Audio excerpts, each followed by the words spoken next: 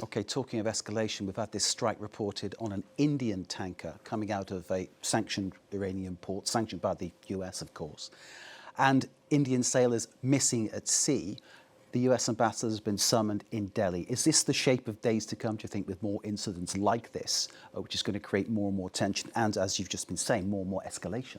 Well, look, this situation is something that I'm actually surprised hasn't happened before, because when the United States decided to put in a naval blockade, that was where they were willing to go in the end, is if you try to go through our naval blockade, we will stop you by any means. And what they have done, and U.S. Central Command has now confirmed that it was the United States who hit that tanker, is they actually fired on the tanker because they say the tanker was trying to violate the blockade. They said that the crew repeatedly failed to comply with direction from U.S. forces, and that is why they had what they called a precision strike by a U.S. warplane onto the ship's engine room, which caused the fire.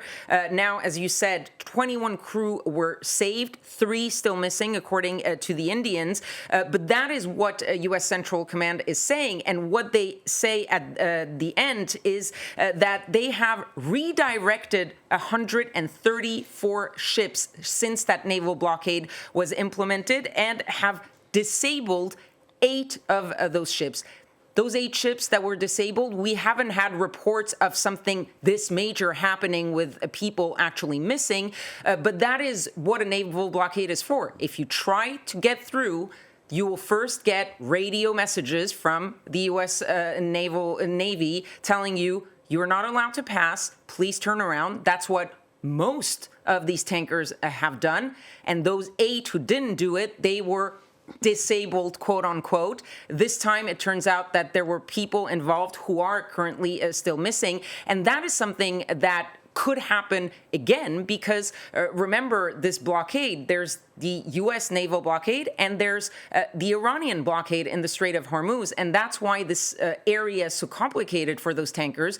Not only do you have to get through the first line, if you will, the Iranian one, but then you have to get through the U.S. line, and they're not exactly on the same side, and they're not exactly letting through the same type of tankers.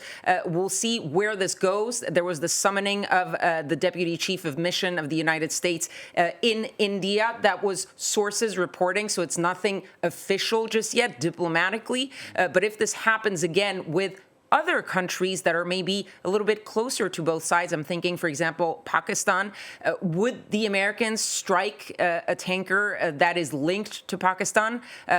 India is not necessarily a country that has bad relations with the United States, but they still did so. And just for the little anecdote that I'll end on, this is happening, and Donald Trump just moments ago on Truth Social was congratulating Narendra Modi on becoming the longest serving Indian Prime Minister, while India's government is summoning the U.S. representative in India over this Indian tanker. You could not